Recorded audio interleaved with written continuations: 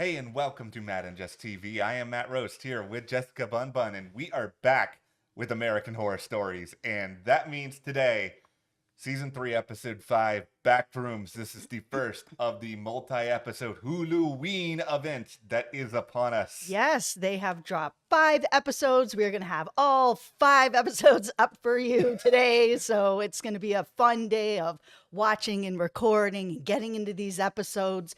So far, Backrooms, what's your initial feeling on it? Okay, I'll take you guys through the journey of me watching and thinking about this, because when I first watched it, I didn't like it at all. But then I kind of sat with it. Then I kind of went back and rewatched a couple of moments of it. And I'm actually coming out of it feeling a lot more positive. Listen, there are a lot of American Horror Stories episodes that are just pure disasters, Thrive being a pretty prime Trash. example of that. And I don't think this episode is trash. I think it's very ambitious. There's a really interesting idea at the center of it. Okay, for me, I'm the opposite. When Okay. I first started watching it, I was like, this is fire. This is really good. I love the actors that are in it. I love the concept of it. It reminded me a lot of Severance, which is a show we really love Yeah. here at the channel.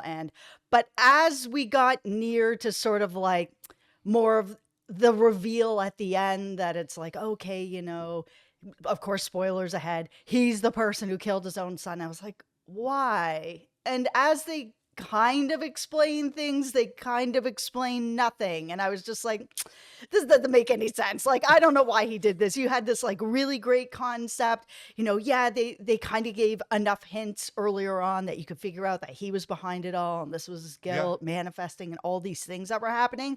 But once they got to the why, I was just like, nah, fam, I'm out. Like you guys didn't land the plane, and you could have easily. This felt almost like it needed to be its own season. And I think that if it was like, say, a short season, like 6 episodes, 7 episodes, this could have been really good. Yeah, this is the ultimate idea versus execution episode, where I think it has a really fantastic idea.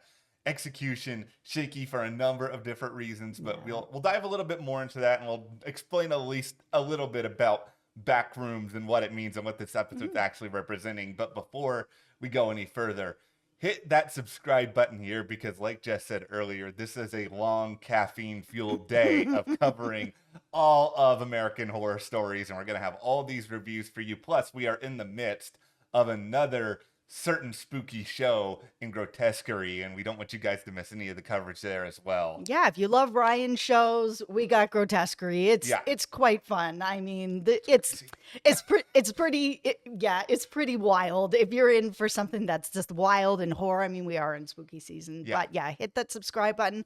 Check out our Grotesquerie, and also we're covering The Penguin exclusively over on our Patreon. So if you want to check out our reviews for The Penguin, you can hit the link down below. We'll have that for you, and join our Patreon and get access to those reviews. Thank you guys so much. All right. Now, first and foremost, let's just introduce the idea of Backrooms in general, because this is not something that I admittedly was super familiar with until the moment I finished watching this episode. I was like, I need to look this up. So this is sort of this visual phenomenon that has been around a little while, but it's still relatively recent. And a lot of it kind of comes down to this idea of using these big, vacant, blank spaces as an expression of fear, as an expression of horror. And there is this interesting concept that, okay, there's something very creepy about being in a big, large expanse and nobody else being there. It's sort of like this interesting post-apocalyptic phenomenon. It's sort of like watching this episode when they were in the grocery store. It reminded me a lot of playing Fallout 4 when I'm just wandering around and like nobody's walking around like the super duper mart. Yeah, and I was just like wondering when the ghouls are gonna start attacking me, and it is sort of that fear of the unknown, of why is this place so empty? Is something gonna come out and get me at any moment? Yeah, I mean, I had to look it up as well. I mean, even the character Daniel ended up looking it up under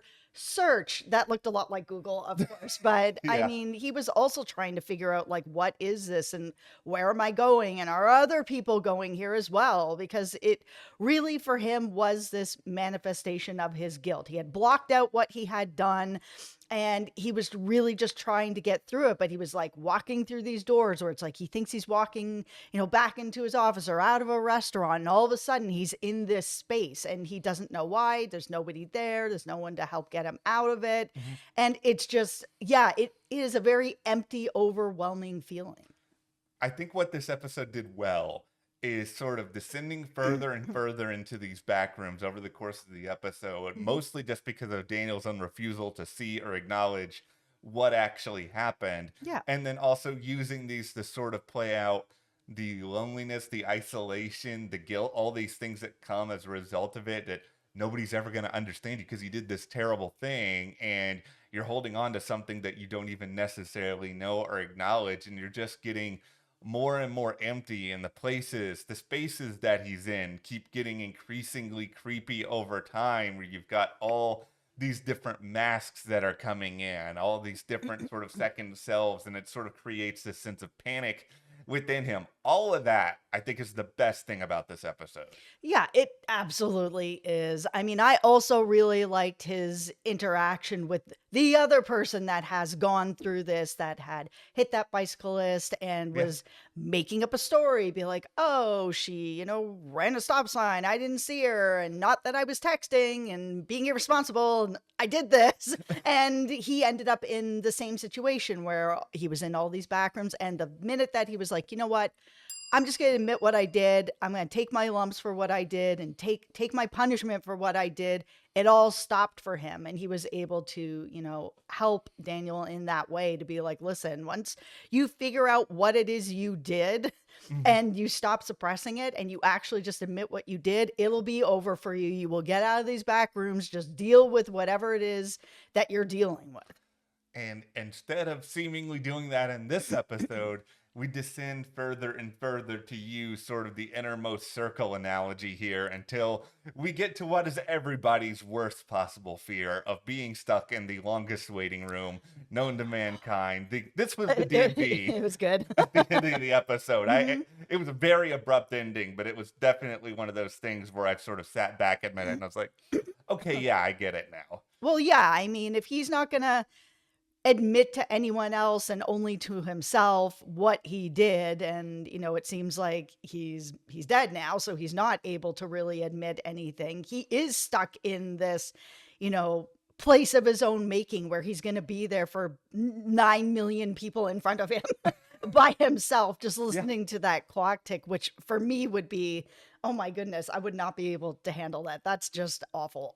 Well, that's the thing. There are a lot of different expressions of horror as a genre. There is the, oh, here's a werewolf coming around the corner, or there's the horror of the mundane. Like, there's nothing more terrible for a lot of people than just having to sit alone for a long period of time, not knowing when something is going to end. Pretty much forever. 9 million people in front of Yeah. you, whatever it is. It was awful. Now, here's where we're going to get into, I'm putting on my beef hat. All right. We're going to have these for a little while here. It's the why.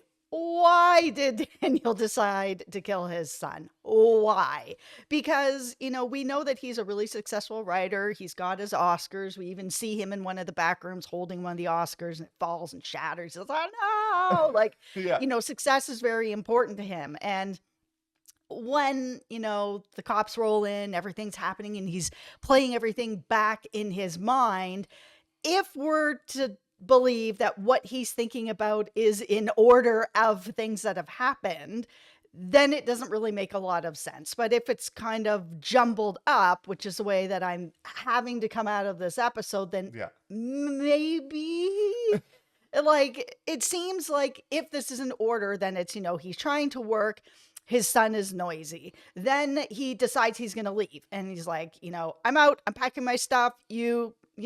Roman, you guys are fine on your own. I'm going to go over here and work and do what I want. And then all of a sudden he's in the park killing him. And I was like, why? You've moved out. If the issue was that you have a noisy son and that's the reason that you're going to kill him, you already resolved that issue. You left. So your son's not there anymore. And maybe you're seeing, we don't know how that either. Like, how often is he even seeing him? He could be seeing him once a week. He could be seeing him once a month. He could, we don't know. It's just he's in the park and all of a sudden he's killing him over Why? Noisiness that you moved out of. So for me, I have to believe that these thoughts that he's having are jumbled up.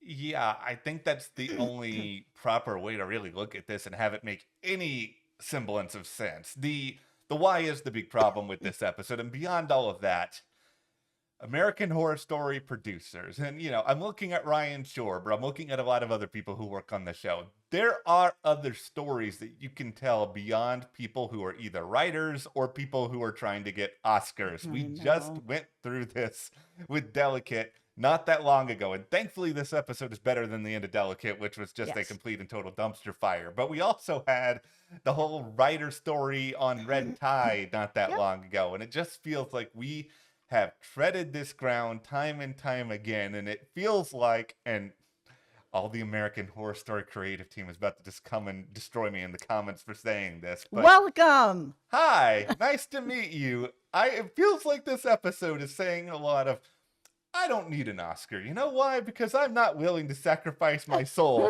in order to win an Oscar. Winning an Oscar, sure, that's for people who are willing to go to this extreme. But no, look at me. I'm fine. I'm good. This is Yeah. Ryan's production. And Ryan, by the way, he's got like 800 shows that are all coming out at the same time this fall. That's fine. That's fine. It's not an Oscar, but it's great. Yeah, I mean, we have had this same story multiple times now of somebody who's trying to get an Oscar or who has gotten an Oscar, and that, there's a child in the way for whatever reason, like because they're making a little bit of noise, that all of a sudden they got to get murdered. It's a bit much. Yeah, I like Michael Imperioli. Yeah. I'm not a big Sopranos guy. Like, I'll say that just from the start. I'll But admit that I've never seen it. My brother's been on me about watching Sopranos for a really long time. It's his favorite show, and he has not watched Game of Thrones, so I've been on him about that. We've always been like, you know what? When you watch Sopranos, I'll watch Game of Thrones sort of thing, and then we both just don't do it. But I've tried to watch the first episode of Sopranos like 3 times, and I haven't been able to get through it. what I do at least like about Imperioli's career is that he had this whole Sopranos thing, and Yeah. then he's kind of gone on, especially these past few years in between this and, the White Lotus season 2, which he was a big part of. And He was great in that. yeah, he's basically said, okay, you know what? I'm not going to play that sort of character anymore. And Mhm. he's really good at sort of like this disheveled, troubled father figure with a lot of different major skeletons in the closet. And I think he works really well in this episode. Mhm. The rest of this cast didn't really do anything for me. And I think maybe some of that is just that we didn't get enough screen time with any of them. And so much of this was meant to be about Daniel being alone. But you could have probably put anybody in the rest of those roles, and I'm not sure I would differentiate it. I like the actor that was playing the other guy that was in the Backrooms as well. I've seen him in a bunch of stuff. I can't name him to save my life, Mhm.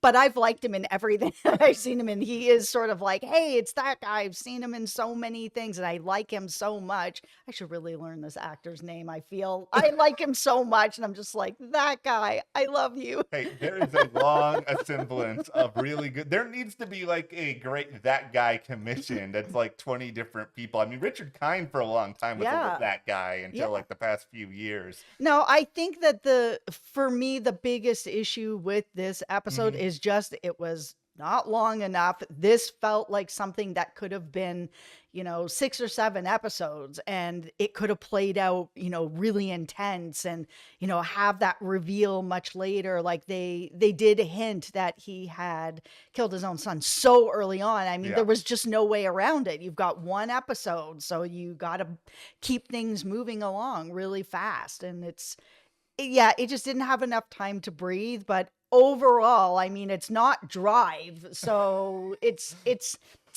in the middle.